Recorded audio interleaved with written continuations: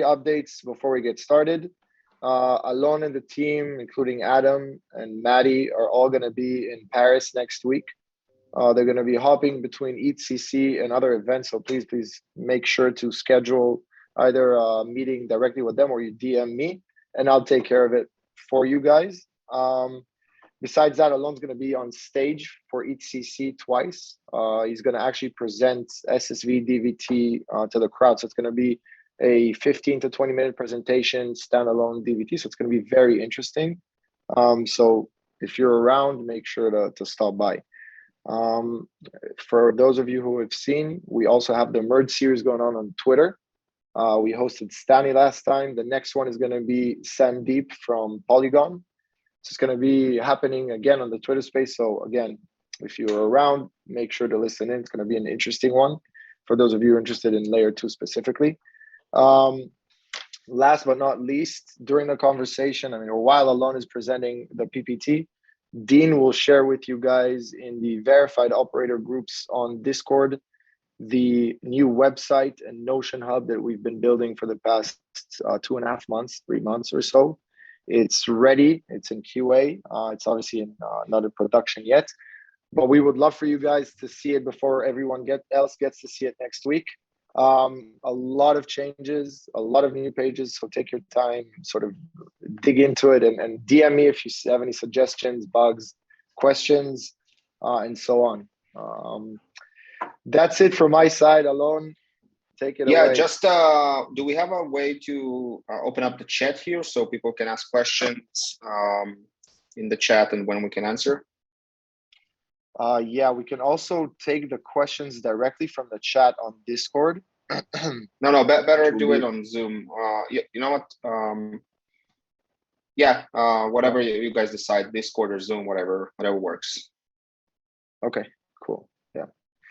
We'll take care of it while you start the presentation. If you want to share your screen to make sure that's working well. So, yeah. Can you guys see it? Yeah, now we can see it. All right, perfect. So again, anyone who has questions, we said write it on Discord. Yeah, that's or raise your hand. Yeah, for now on Discord, I think it would be easier if people just participate and ask questions directly. If someone doesn't want to ask a question, obviously you can send it either to Dean, myself, or in the verified operator chat, and we will ask it on your behalf. But I see no reason why the engagement wouldn't be direct. So I'll just see how it goes.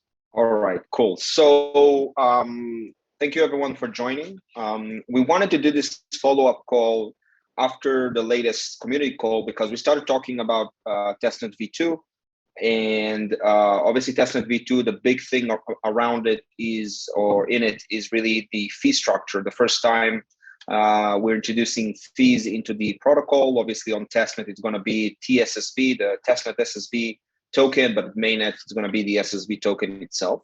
And so there were a lot of questions around it, how it will work and so on. So we thought about doing a dedicated call just for that, kind of going through a little bit deeper into what are those fees represent, how they work, and how it really affects the revenue or potential for you guys as operators, obviously. And so we'll start, I guess, with let's see if it clicks. We'll start with kind of the headline. The fee structure on SSV is very, very different. It's a very open, permissionless, decentralized, and transparent fee market and operator market. And it really gives you the ability to shine as operators with technical superiority and competence, being able to actually measure your performance against others, which is very difficult to do right now in the ETH staking business, and all of those things. And it really enables you to, and we'll see it in different ways, really enables you guys to shine as kind of probably the best tier operators in the business right now. And so it's very different in the way it actually works right now. Right now, it's, people are choosing operators not necessarily by how performant they are or how technical competent they are and so on. And so this really tries to turn this table around and really kind of put operators in the front. both in terms of their performance and setups, but also in terms of their brand name and so on. And so let's dive into a bit. So the SSV fee market, we're moving away from a closed garden kind of model where you have some kind of a protocol or some kind of a service, and behind it there's a bunch of operators, but mostly the staking service is the front. We're moving away from that into a permissionless and transparent market where the operators themselves are really at the forefront of what's happening. The fee structure of the market is very much free market approach. That is, every operator sets their own fee, and there's nothing preventing you from setting low fees, high fees, par fees, whatever you guys decide. This is exactly what you'll charge, and obviously because it's all on chain, people are aware of those fees. And people, services, and anyone who really interacts with you guys chooses you by name. That is, you're on the front, and by being the best in terms of performance and technical superiority and different setups you offer those types of users, you can shine and be the one being selected.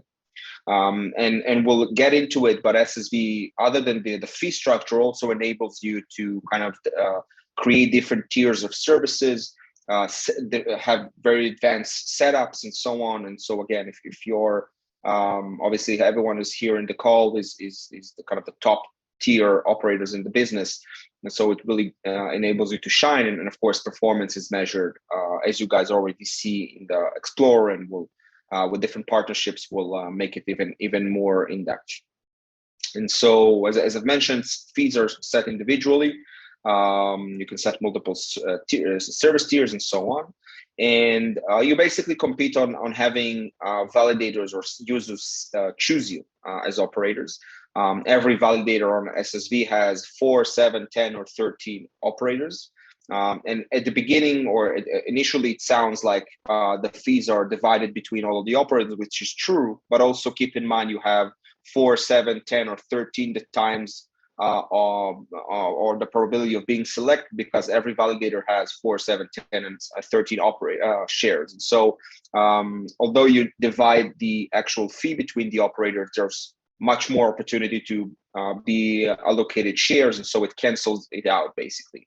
And so the revenue you should expect is if it was kind of a full validator. And in terms of the percentage of rewards, and again, all of those numbers are really estimations, but currently staking services take anywhere between 8 to 15% of rewards. 8 being obviously the low end, and 15 being the highest end. Fees from the user, that is from the actual user depositing ETH.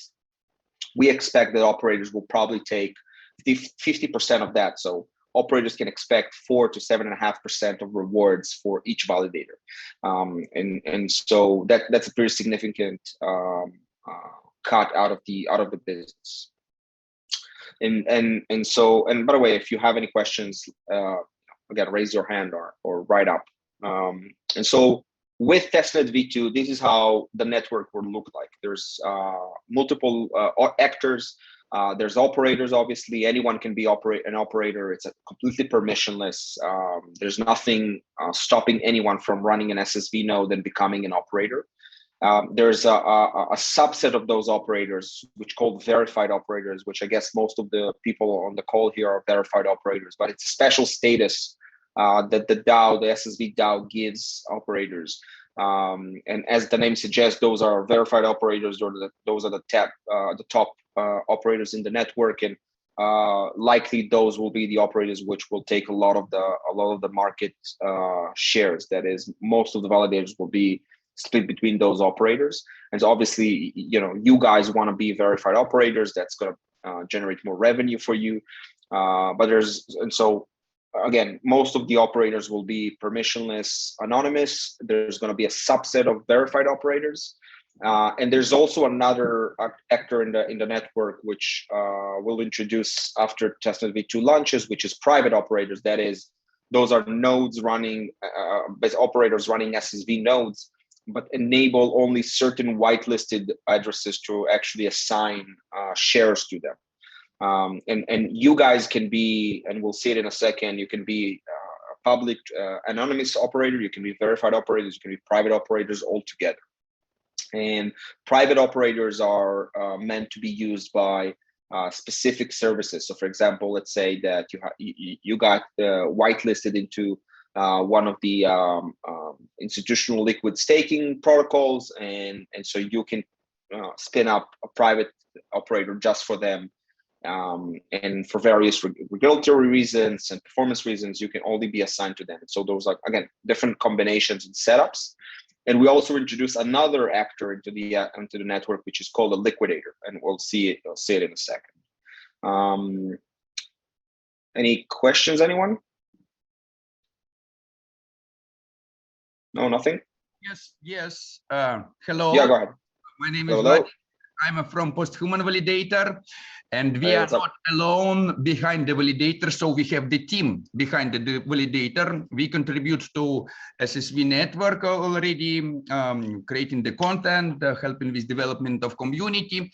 But we want to decentralize our validator because from one side, it's a great solution to decentralize the validator, but we want to decentralize also governance of validator. What if implement such functionalities that the validator operator key, may key, it's unknown to nobody? For example, behind Posthuman Validator, 6 different people, and we can create this unknown operator key that nobody knows, and from from this key create 6 different subkeys and give it to different people. So to decentralize our operator.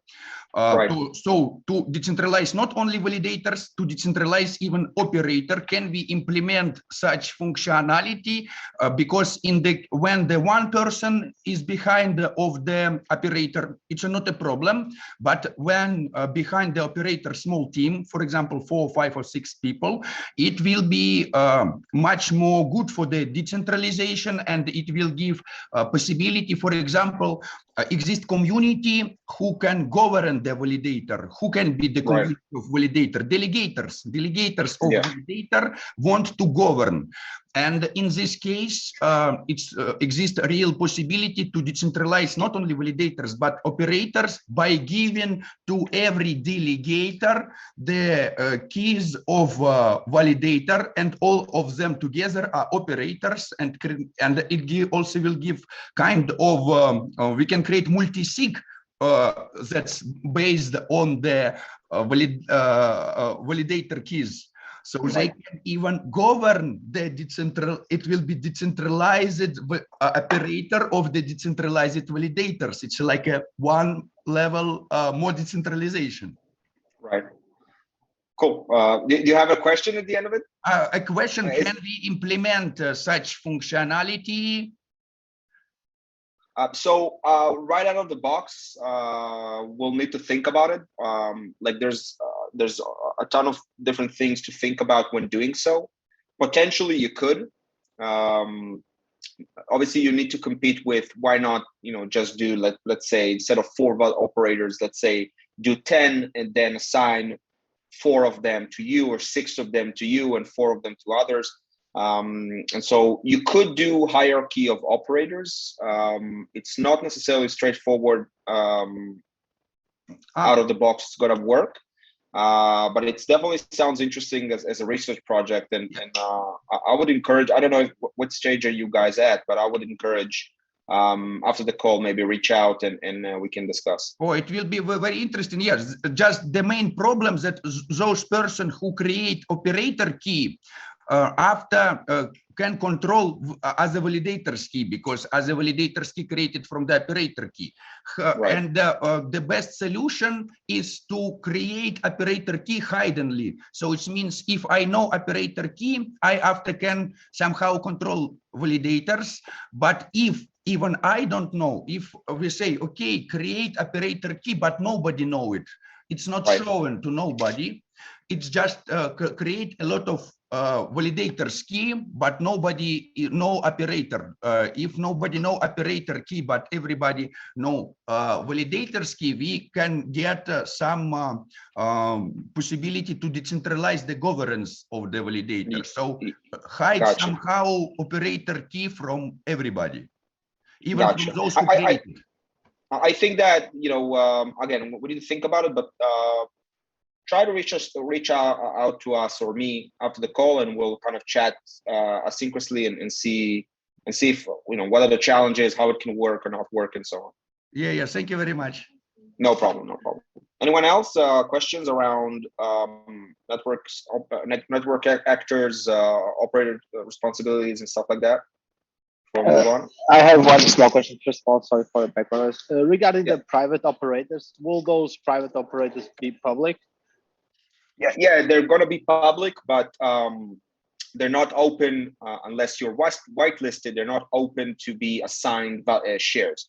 And so think about you know, a configuration or a use case where you want to have SSV operators, but you want them to be able to you know, run shares, but not anyone can assign them shares. So, you know, it's kind of like a private network of operators. And so we enable that with private operators. They are public. You see them public on the network, you see them public on the contracts, but they're simply private in the way they enable assigning or not assigning shares. That's basically, but they're completely public in any other regard. Okay, thank you. Awesome. Yeah, you know, cool. I have a random question, by the way. By the way, I am Suleiman from the Anchor site. And I read everything about SSV networks and their proposals and other stuff. That's very great solutions for providing as a service to node provider and also for stakers. I know that there is some problems, especially for micro pool strategy, like in Anchor side or like in the others they proposed. But now, when I see your solutions, you know, we have on the staker. The staker provides a staker splits the keys into 4 parts in a threshold mechanisms. Okay, it's okay, and you the users encrypt it with the operator keys. Okay, that's great, and only 3 of them can sign anything for especially for attestation and block proposal. But the main problem here is that I don't know whether you test it or not. You know, the main problem is doing, especially for example, I am on the right block, and I have only 6 seconds or 12 seconds to sign that blocks. So in case of 2 of them are offline, so you cannot sign that block. Okay, this is great. But in case of 3 of them sign, but since the communication between these 3 agents, 3 operators, is the network delay happens. So even if they sign, I think they will be punished in some cases. Right. This is the and maybe they will get small reward, not because if you sign the blocks or attestations in the right time, you will get the good reward. If not, then you will be you will get some smaller than. This is right. Okay. I don't know how you will reduce the network delays for between the operators. This is the first question. Right. The second one, you know, the slashing mechanism. There are already some Ethereum, some slashing use cases, especially if you sign 2 blocks with in the same slots or in the near slots, you will be punished.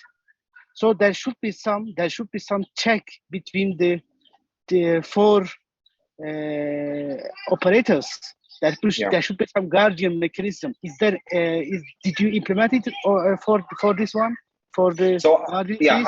I'll answer quickly because we kind of wanted to focus on fees, but I see there's a lot of questions around the network itself. So first, if you have any questions, and you or others, please reach out on Discord or DM us. We will definitely be happy to answer any questions, any technical question you have. So the first question was around delays or latency. We see around 500 millisecond latency on the network between 4 operators, and so that really fits great into all of the different scenarios. Both of the there shouldn't be any good and works well and is reasonably connected to the internet with a reasonable connection. So that's one. The first question. The second question is every node or every Alon, you're getting cut off. a little bit. Hard to hear you. Has an internal I think internet is protection. Yeah, Alon, we can't hear you very well. Reception is really bad. Cut off. Oh. 21st century. So I'll just maybe take over for a bit. What Alon wanted to say is that the way the network is structured is that every operator signs each duty independently, and every operator essentially has a slashing protection mechanism. Alon, can you hear us? Hello. Yes, I hear you. I will call Alon and I'll sort it out with him. You continue with explanation. Okay. No matter. Yeah, we can discuss it in the offline. Yeah, definitely. We'll just try to reach out to him. Give us a second. Hello. Yeah, we can hear you, I think, more or less. Now, can you hear me, guys? Yeah. Yes. Yeah. Perfect. So yeah, I actually heard Adam's answer. That's the answer. Everyone has every node has internal slashing protection. Yeah. Perfect. But again, I just want to move the conversation along for the fees. But if you have any other questions, please let us know. Right? DM us, and we'll be more than happy to answer. By the way, I think just a side remark, I think we should definitely do another operator call, just like, free discussion about whatever it is you guys want to ask. We're happy to set it up in a few weeks' time. Perfect. Right. All right. You guys can still see my screen? Yeah. Perfect. So, and so what are the operators on the network? Again, I guess kind of repeating myself, but operators run SSV nodes. They get selected by validators to run a share, and they run a share between them, obviously with consensus protocol and threshold signatures. They receive a fee for their work, and you have verified operators which are verified by the DAO. They have a special status in the network. They're more obviously trusted. People know who they are. And there's also private operators and so on. We actually just discussed it. And so I wanted to give you, before we dive into the fees, I wanted to give you guys kind of an overview of why do I think that this is a special marketplace for operators, and why does it give you guys the opportunity to be on the forefront and also kind of express your superiority in terms of technical capabilities and competence and so on. With SSV, it enables you to set up a very interesting and advanced setups for your operator setups. So an operator or an account in Ethereum in SSV can hold many operators under it. It's kind of a sub operators under its account, and those operators can actually be diversified and configured in different ways. So on the left of the screen, you see a bunch of different operators for the same account, same operator account. And those nodes can be different from one another, running different Ethereum clients. Some run Prism, some run Lighthouse, some run Techo. They can be on different cloud services. They can be in different data centers. They can be in different locations. They can use different ISPs and so on and so forth. And you as operators, you can offer different service tiers and to your to the network and to your users, which will really can give you guys a lot of advantage over others, and enable others to choose you. Because obviously, if you have a bunch of different nodes set up in different configurations, that really, first of all, it's a really important thing for Ethereum itself, because it promotes the decentralization, it promotes robustness of the network, but it also enables people to choose you. So, you know, if some staking service wants to add you guys to its operator list, they can choose you and use different operators you guys have. For example, operators in Europe or Asia or the US running different Ethereum clients and so on. And so SSV really gives you that opportunity, because at the end of the day, SSV is a protocol that all of the nodes speak with one another. But behind the scenes, you can configure your nodes in various ways. You can have multiple configurations, multiple service tiers. Obviously, you can have private nodes and so on. And so, in my opinion, this is kind of the first time we can, you know, have very, very sophisticated setups, which are also externalized outwards, and so people can choose that. And I think that this is really going to promote a lot of diversification and decentralization in the Ethereum ecosystem, and operators which able to kind of offer those different service tiers, in my opinion, will be able to attract a lot of attention and a lot of revenue. And obviously now we are also adding another kind of type of actor, which is liquidators, which you guys can run as well, which we'll talk about it in a second. But my point here with this slide was you can have a much more sophisticated and advanced setups that people can use. And that's going to be a real business advantage, in my opinion. Any questions, guys? Anything? So, can you hear me? Yep. Yeah, just a question on this. So basically, actually I asked this previously. So regarding to S clients and data centers and location. So how those parameters are going to be actually validated? Audited, right? Yeah, so those parameters are obviously, anyone can declare whatever they want, obviously. Those parameters are specifically interesting for verified operators, where we're actually building now a committee of people to run the verified operators process. And they will be the ones talking with the teams, verifying how they run and so on and so forth. You know, it's very difficult to say you're running from Europe and not running from Europe, you know, if you're doing it consistently, because if you're doing that and you get caught, they will simply kick you out of being a verified operator. You'll be kicked out and reduce a lot of the revenue you have. And so you first have human people, you know, going and actually when they verified the operator, they also verified those things. Of course, again, if you have a malicious operator that wants to fool everyone, they could. But the cost of that will be to be kicked out of the verified operators list. I think that a lot of it, again, the verified list is a lot around human interaction and trust.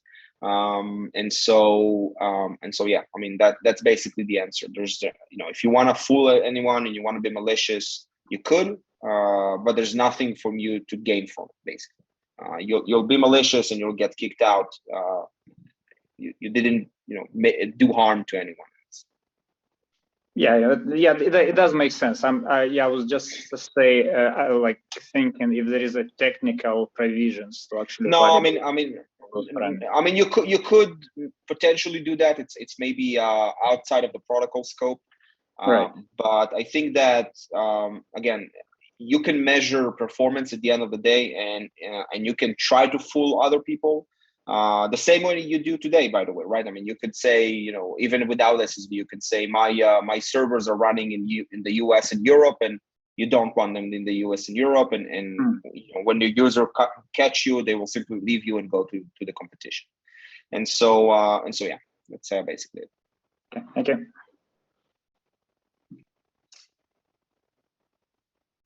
Cool.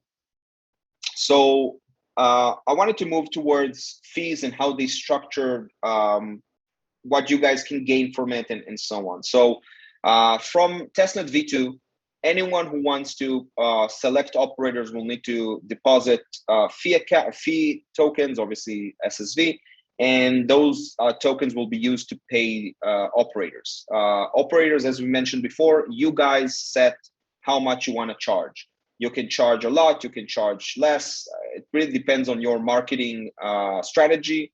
If you put a very high price, nobody will choose you. If you put a very low price, you won't make any revenue. So it's really up to you. It's totally open. There's nothing preventing you outside of some limitations in how much you can raise or lower the fees once you set them. There's nothing that prevents you from going with lower fees, higher fees, and so on. But it's a free market, so ultimately you guys compete with other operators. And so again, fees are paid from the users to you guys, and really those are the factors that influence how much revenue you can get from the network. And so the higher staking APR on Ethereum is, the higher MEV revenue is, the higher Ethereum prices are, and the higher the overall TVL for the network is. Obviously, you guys will earn more and more and more. And so those are the main factors that really influence your revenue at the end of the day as operators. And we wanted to break it down more graphically. So on the left hand side, this is the kind of the what a 32 ETH validator stands to gain from staking. So you have the staking rewards, you have priority and MEV fees, right? All of those go to the user. But the higher those numbers are, the higher its staking rewards are, the higher the percentage of the rewards you can take, because usually staking services in this industry take between 8 to 15%. And so obviously the bigger the pie, the larger the kind of the nominal value of those fees are. And we expect, if ultimately 8 to 15% are going to the staking services, here with SSV, obviously we serve as an infrastructure, and developers will come and build on top of SSV and so on. And so I would expect that half of that kind of, I'm taking the Lido kind of model where operators take half of the total staking fees. And so operators, ultimately, you guys will earn, in my opinion, but again, it's a free market, anything can happen, but I would expect you guys to earn half of that. So anything between 4 to 7.5% of the Ethereum staking rewards. And obviously you guys are paid with SSV. So the more the staking rewards are in terms of dollar value, the more dollar value you guys get with SSV, if it makes sense. Any questions? Just one small question regarding the fees and the change of fees. Will those changes be immediately, or we update the fee and it will take like 10, 7 days, whatever, to update the fee so that the clients are notified? So we have Ariel here, who he literally wrote the spec for it. So I'll let him answer. Hey. So as Alon explained earlier, this is a free market approach, meaning you set your own fees. So you will decide how much you will take out of that eventually. But the fee change itself, in order to follow the trend of the staking, we will be taken in two parts. There will be a delay. There won't be immediate. So for example, you will initiate a fee change and then you'll wait for like a few days or a week until it's actually activated. So it's set by you, but it's not immediate. It's up to you to follow up and decide the fee that you want to take. And the amount of time you need to wait is DAO decided. So it can be any number. We haven't decided yet. It's something that the DAO needs to decide. Okay, sounds good. Thank you. I have one quick follow-up question. So is there a difference between increasing the fees and decreasing them in terms of waiting time? like if I want to increase, there's certainly going to be like a notification for the validator, so they can decide whether they want to stay as this node operator or I think in the latest spec, what we did was if you want to raise the fee, you're going to have to wait that period. If you want to lower it, there's no waiting period, if I remember correctly, in the latest spec.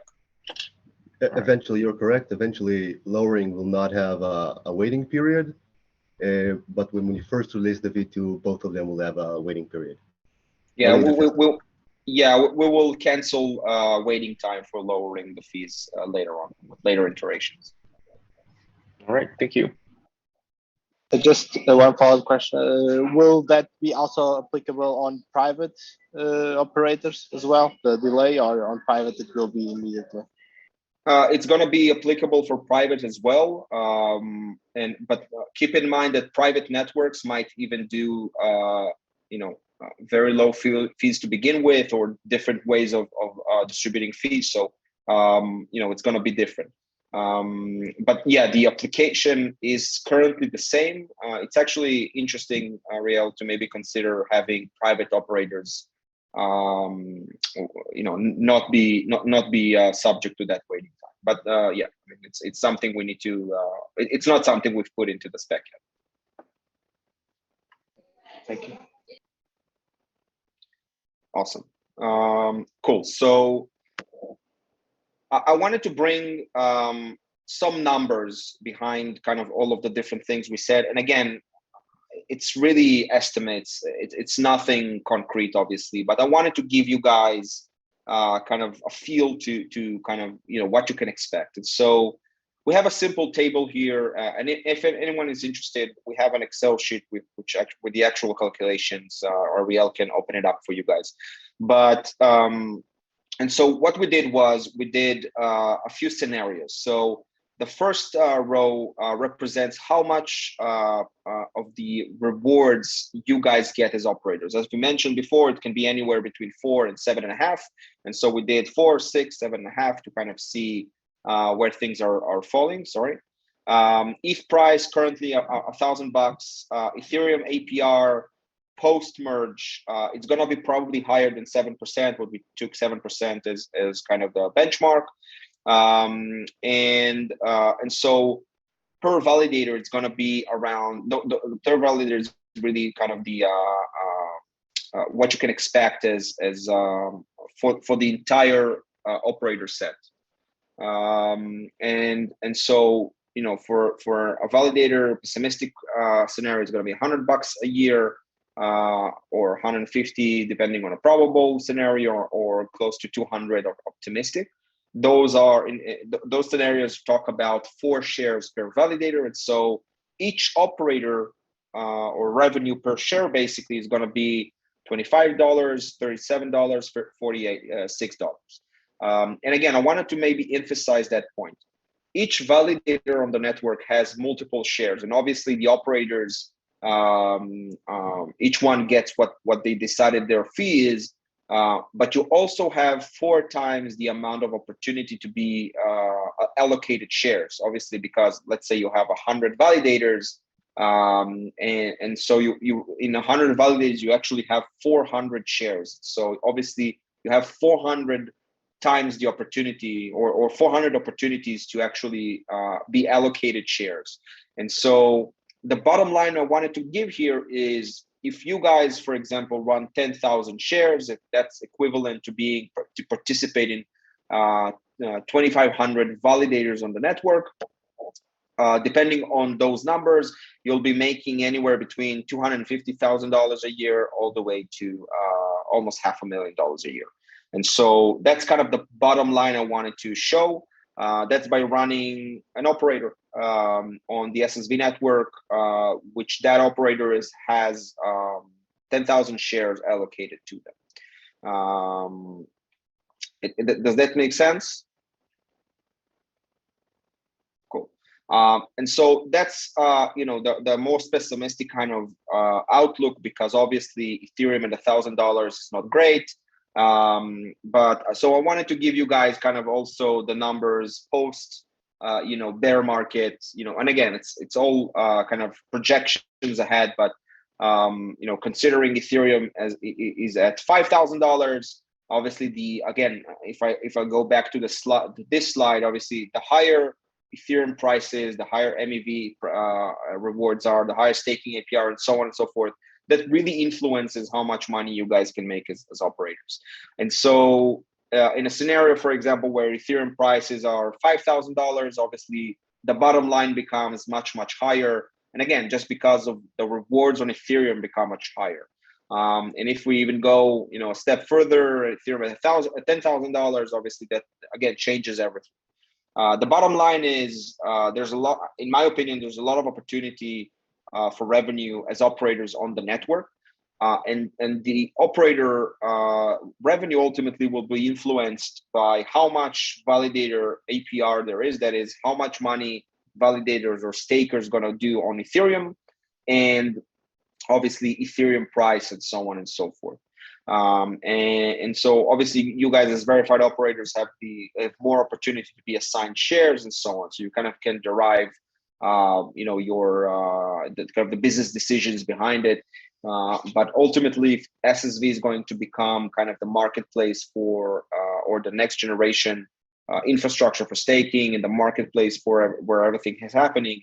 In my opinion, there's a lot of opportunity here, especially coming early, and especially positioning yourself as leading operators in the network.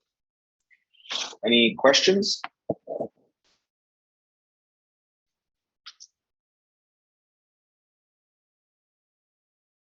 Anything? Yeah, have a question. So what is is there going to be a limit on the number of validators per operator on the mainnet? No, there's not going to be a limit.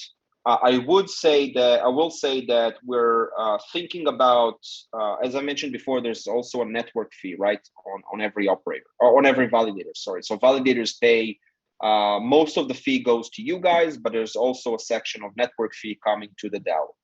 And so we're thinking about a dynamic network fee, which depends on some kind of a centralization index. So basically what it means is that if you guys are an operator which has the most shares in the network and everyone just want to choose you, they can still choose you, but there's going to be a higher network fee for choosing you.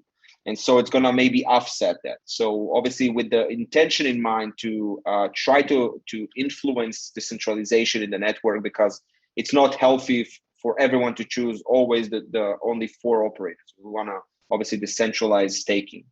And so, but currently there is no limit, only social limits. That is, if you guys get very, very big and people don't want to choose you, that's their choice. But other than that, there's no limit. Okay, thank you. So follow-up question real quick. Yeah. Is there the possibility to impose like a soft limit? There is. We don't have that in the spec just yet. If you guys think this is important, I would definitely try to create we have something called SSV improvement proposals. It's kind of like the Ethereum improvement proposal. Basically, if you guys think this is important, we can work on that and upload that as an SIP and discuss it there. Have some kind of a soft limit, some kind of a hard limit, maybe. If you think this is something vital to the protocol. Yeah, definitely. All right, thank you. Awesome. Ideally, we would have a dynamic soft limit, like a percentage, right? I mean, yeah, you could do that as well, definitely. Yeah.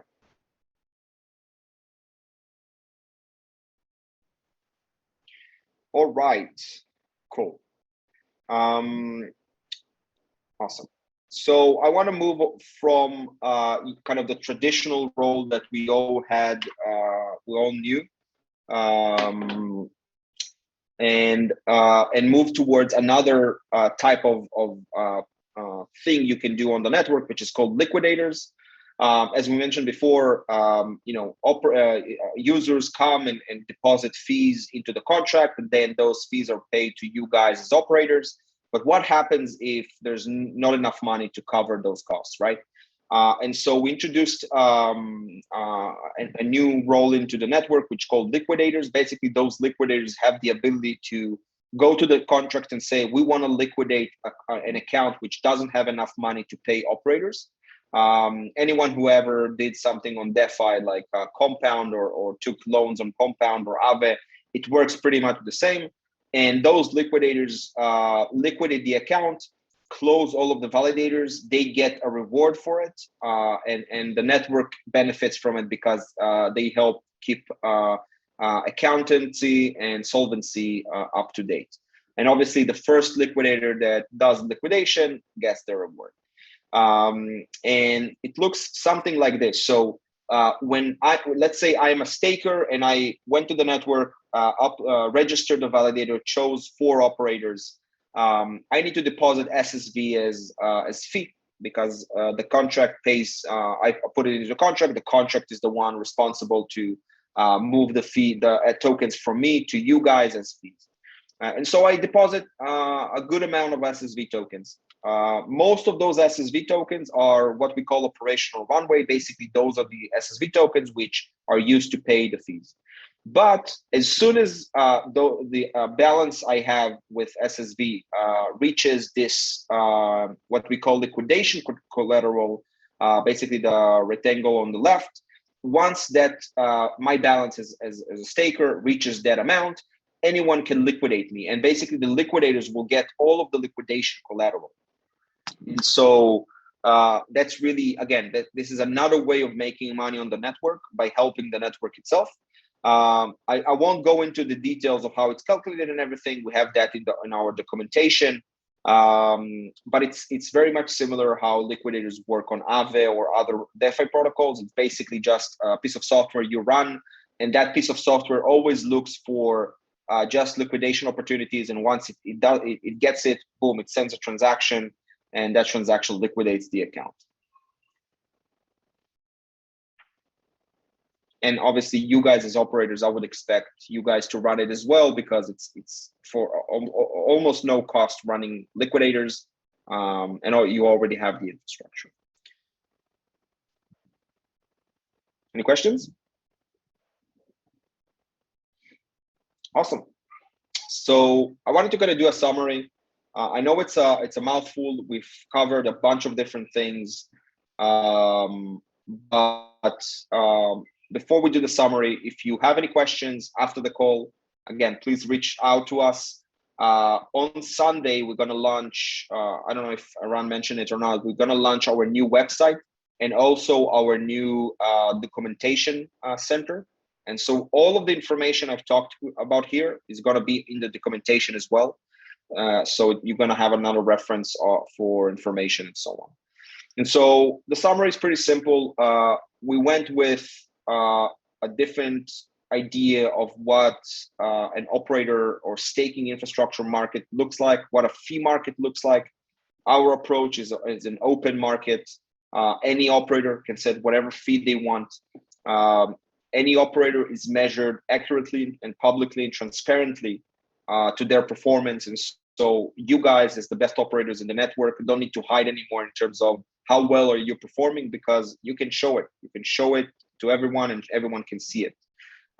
You can use very advanced setups to have different tiers of services for different use cases that basically going to give you the edge to be selected as operators. The more you guys are selected, the more revenue you get.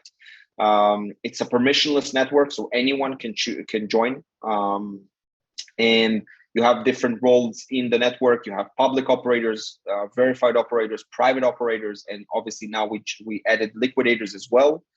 And I would say the bottom line for me, or the biggest point here, is that we definitely believe in putting the operators in the front.